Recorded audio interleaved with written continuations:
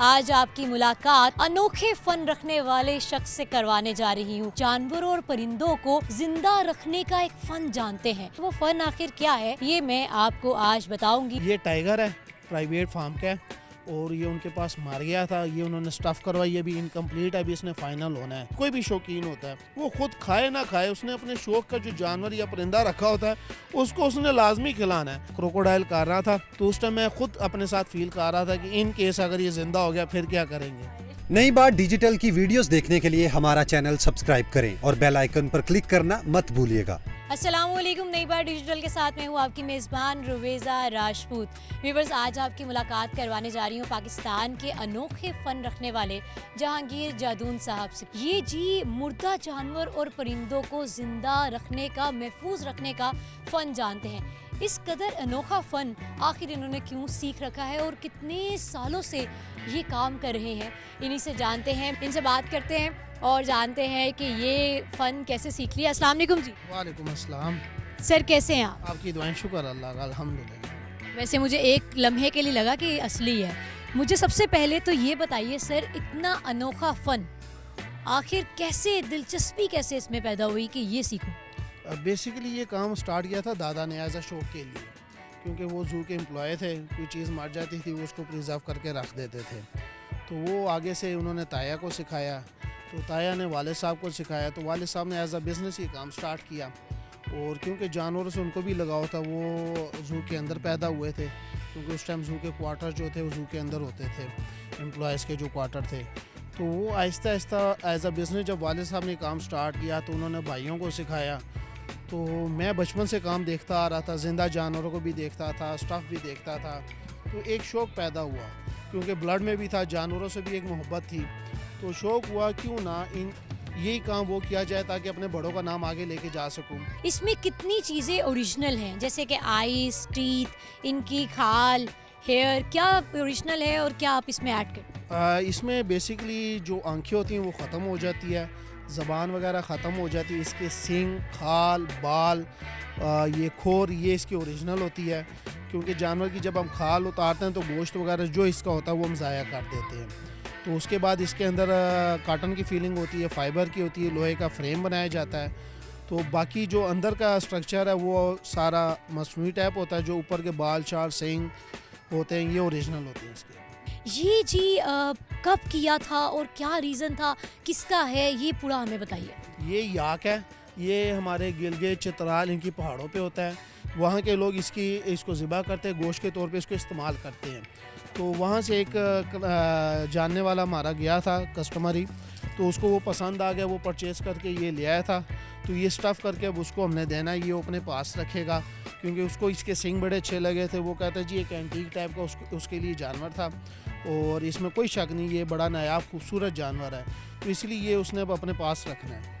सही हो गया जी। हम आगे चलते हैं और ये हमें जी एक मुर्गा नज़र आ रहा है, ये क्या सीन है? बिल्कुल, आजकल लोगों ने ना बड़े मुर्गे पाले हुए हैं और बिज़नेस भी कर रहे हैं इसका। तो ये एक शौकीन इंसान था, उसके ये मुर्गा मर गया था, तो उसने कहा था जी ये बच्चा मैंने लिया है और इसको उसने अपने पास एज ए यादगार के तौर पे ये भी रखना चाहता था। तो ये उसके लिए ये स्टफ़ किया हुआ है।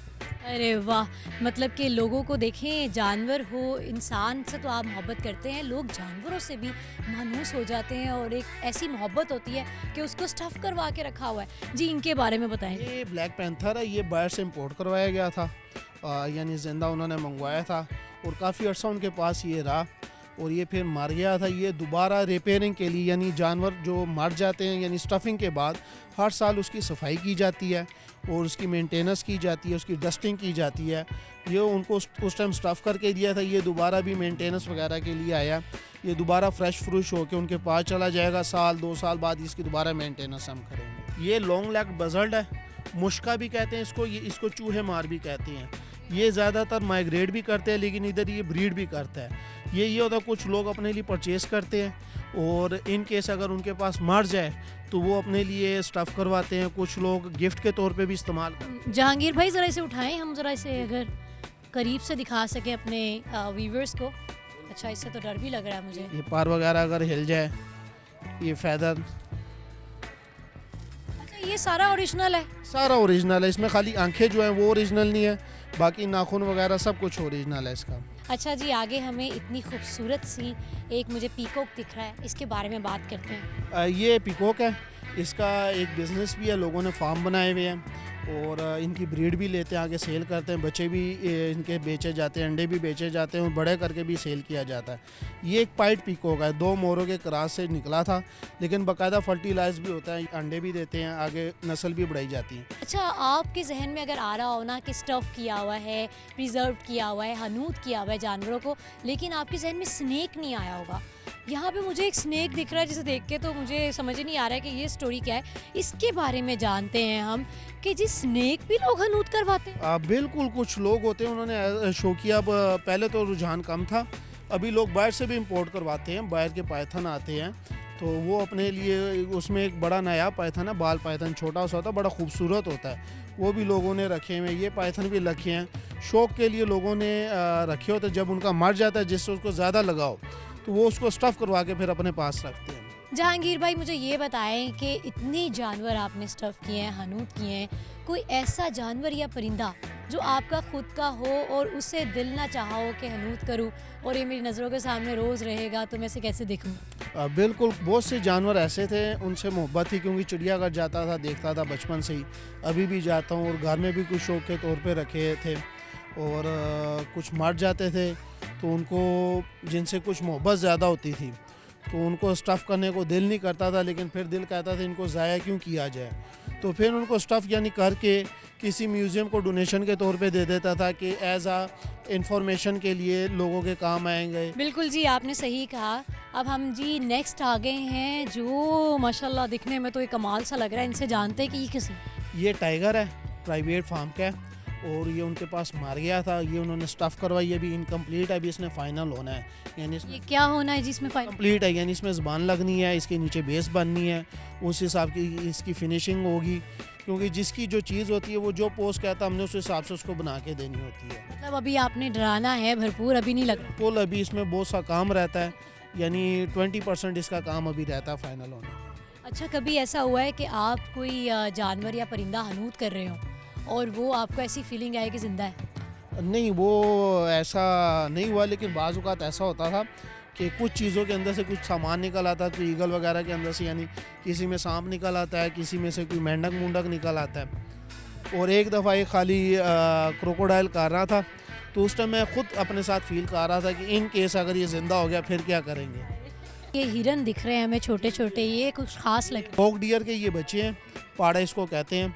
ये उनके पास ब्रीड आई थी, लेकिन वो माँ है ना, बाज़ औक़ात बच्चों को दूध नहीं पिला पाती, तो केयर टेकिंग के दौरान वो फिर डेड हो जाते हैं, तो उन्होंने ये इसीलिए अपने लिए पास स्टफ़ करवा के रखने हैं। ये किसका है और कितनी देर होगी इसको स्टफ़ हुए? रीफ फेजेंट है, ये दुनिया का वाहिद फेजेंट है जिसकी टेल सबसे बड़ी होती है। ये 7 फुट की इसकी टेल होती है। ये बड़ा खूबसूरत परिंदा है, लेकिन ये क्रूज़ के दौरान में मार गया था। हर परिंदा जानवर सीज़न के हिसाब से अपने पर और बाल चेंज करता है। गर्मियों में उनके बाल बारीक हो जाते हैं, सर्दियों में जानवरों के बाल घने हो जाते हैं, तो उस हिसाब से क्रूज़ के दौरान ये मार गया था। सही। अच्छा, ये बताइए, ये मुर्गाबी हैं, कॉमन टेल्स इनको कहते हैं।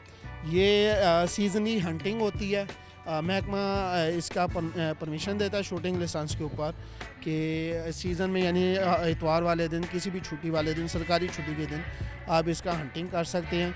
ये एक हंटर लेके आया था, ये उसके लिए हमने स्टाफ की। अच्छा जी, हंटर्स के बारे में वैसे ही मशहूर है कि वो जो भी हंट करते हैं उसका या तो सर स्टफ़ करा लेते हैं या पूरी बॉडी करा लेते हैं। बिल्कुल बिल्कुल, वो करवाते हैं क्योंकि यादगार के तौर पे।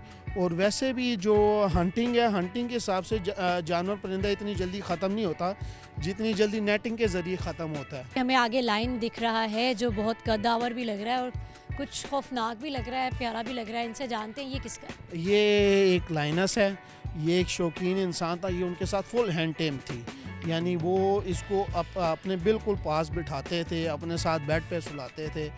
लेकिन वो कहते हैं ना, बाज़ जानवरों को बुरी नज़रें भी खा जाती हैं, तो वो नज़र के हिसाब से ये एक्सपायर हो गई थी, लेकिन यादगार के तौर पे ये उन्होंने स्टफ़ करवाई है कि उनकी बहुत ज़्यादा मोहब्बत थी। वो कहते जी, ये 2 दिन का बच्चा था जब मैंने लिया था और 3 साल तक उन्होंने इसको पाला अपने साथ। तो एक बच्चे की तरह उनका मोहब्बत थी, इसलिए उन्होंने यादगार के तौर पे इसको अपने पास रखूँगा। मुर्गों का बड़ा सीन है यहाँ पर, ये क्या चक्कर है? वो वहाँ पर भी हम एक मुर्गा भी देख के आए, ये भी कोई देसी कुकर लग रहा है। बिल्कुल, ये भी एक सील मुर्गा है। और आजकल तो शामू हो गया, मुर्गों की वैरायटी इतनी आ गई कि लोग इसका शौक भी कर रहे हैं, बिजनेस भी कर रहे हैं। और ख़ुद वो कुछ मुर्गबाज जो होते हैं या कबूतरबाज, कोई भी शौकीन होता है, वो खुद खाए ना खाए, उसने अपने शौक का जो जानवर या परिंदा रखा होता है उसको उसने लाजमी खिलाना है। बिल्कुल सही जी, सही कहा। लेकिन साथ में आप स्टफ़ करा सकते हैं अगर आप चाहते हैं कि आपका कोई परिंदा या जानवर हमेशा आपके साथ रहे, एक्सपायर होने के बाद भी, तो आप जहांगीर भाई से उसको स्टफ़ करा सकते हैं, हनूत करवा के रख सकते हैं। अच्छा जी, ये बहुत खूबसूरत सा मोर है, पर असली है? ये इसके ओरिजिनल पार हैं और ये एक्सपायर हुआ था अपनी एज के हिसाब से। ये उनके पास यानी 14-15 साल से था, लेकिन बाज़ बीमारियां ऐसी होती हैं कि वो काबू पे नहीं आती उनसे। कुछ लोग कहते हैं कि खुद इलाज कर लें, तो बस वो उस हिसाब से वो एक्सपायर हो गया था, तो उन्होंने कहा ये स्टफ़ करके हमने अपने पास रखना है। सबसे सस्ता स्टफ़ कौन सा परिंदा जानवर किया और सबसे महंगा अब तक कितना किया? हर चीज़ उसकी मटीरियल के ऊपर डिपेंड करती है, क्योंकि उसके मटीरियल के हिसाब से ही उसकी कीमत डिसाइड होती है और वो वहीं से स्टार्ट होता है। यानी हर चीज़ की मटीरियल, उसकी फिनिशिंग, उसकी हालत के ऊपर, यानी परिंदे की, जानवर की कंडीशन भी देखी जाती है कि उसकी क्या कंडीशन है, उसके ऊपर मटीरियल कितना लगना, थोड़ा लगना, ज़्यादा लगना कि बिल्कुल नहीं लगना। कुछ ऐसे होते हैं वो एक्सपायर हो जाते हैं, उसको हम स्टफ़ नहीं कर सकते। इसलिए जो भी परिंदा वो 1000 रुपये से स्टार्ट है। 1000 रुपये से स्टार्ट होता है। अब जैसे कि ये हम देख सकते हैं टाइगर है, अब ये किस हालत में आपके पास आया था और इसकी खाल तो नहीं चेंज की है, कलर किया है, स्टफ़ किया है, क्या किया है? नहीं, ये तो ऐसे ही आया था, ये डेड हो गया था, इसकी हमने खाल उतारी थी, रंग इसके ओरिजिनल है। कितना खर्चा आया? इसके ऊपर डिफरेंट आता है, वो केमिकल के ऊपर आ जाता है, यानी इसके ऊपर मटीरियल की खर्चा जो है वो 70-80 हज़ार आ जाता है। अच्छा, ज़बरदस्त। अच्छा, इसमें टाइम गारंटी वाला होता है ना, फाइबर वाला होता है, इस पर एक एक चीज़ देखी जाती है, ये लाइफ टाइम चलता है। सब कुछ वो मटेरियल के ऊपर डिपेंड करता है कि उसके मटेरियल क्या, उसकी कंडीशन क्या है। मुझे ये बताइए, एक का सवाल जो कब से मेरे जहन में चल रहा है कि जैसे ये आपने जानवर और परिंदों को ममीफाई करते हैं, हनूत करते हैं, क्या इंसानों को भी किया जा सकता है? ये हनूतकारी अगर देखा जाए तो ये फ़िरौन से स्टार्ट हुई थी। अल्लाह ने उसको किया था ताकि दुनिया को पता लगे, वो इबरतनाक कि ये इसको ये सज़ा मिली है। तो उसके बाद भी जो फ़िरौन मरते थे उनको वो मम्मी के तौर पे बनाते थे, कुछ उनके जानवरों को बनाते थे। फिर 18वीं सदी में ये जानवरों पे सही तरह स्टार्ट हुआ है। उसमें ये हुआ, खाल उतार के उन्होंने केमिकल स्टार्ट किया। फिर आहिस्ता आहिस्ता वो ज़्यादा हैवी होता गया, मटीरियल अच्छे आते रहे और बहुत ज़्यादा, अभी भी अगर देखा जाए तो गोरे हमसे थोड़ा सा आगे हैं, क्योंकि उनके पास मशीनरी, उनके पास टेक्निक ज़्यादा है और उस हिसाब से उनके पास डॉलर है। सबसे पहला परिंदा और जानवर कौन सा किया था स्टार्ट? मैंने सबसे पहले जो जानवर किया था वो कोबरा था। वाले साहब ने कहा था, 3 साल तक मैंने जानवर परिंदों की खाल उतारी थी वाले साहब के साथ। उसके बाद कोबरा किया था और परिंदों में मैंने एक डक की थी और उसके बाद आहिस्ता आहिस्ता रूटीन चलती गई, फिर चलते ही गए। कभी कोई ऐसा जानवर या परिंदा आपके पास आया हो जिसे आपने मम्मीफाई करने से, टैक्सीडर्मी करने से इनकार कर दिया? बहुत से कुछ जानवर परिंदों से हमारे वाले साहब ने मना किया है। जैसे वाले साहब ने कहा सूअर कभी नहीं बनाना, उससे दूर रहना है, तो वो नहीं। और एक अबाबील परिंदा है वो नहीं करना, एक हुदूद परिंदा वो नहीं करना। सही हो गया जी। हमारे साथ जहांगीर जादून साहब मौजूद थे, उनकी दिलचस्प गुफ्तगू सुन के यकीनन आपने बहुत इन्जॉय किया होगा। यहाँ पर कई हनूत हुए हुए जानवर मौजूद थे और सबसे ज़्यादा जो मैंने इन्जॉय किया विच वॉज स्नैक, क्योंकि मैं स्नैक के बारे में बिल्कुल नहीं सोच सकती थी कि स्नैक भी कोई हनूत करवा सकता है। तो अब हम नेक्स्ट आपको इसका एक एपिसोड दिखाएंगे जहाँ पर हम आपको 200+ एनिमल्स दिखाने वाले हैं जो कि मम्मीफाई किए गए हैं। तब तक के लिए इजाज़त दीजिए, अल्लाह निगहबान।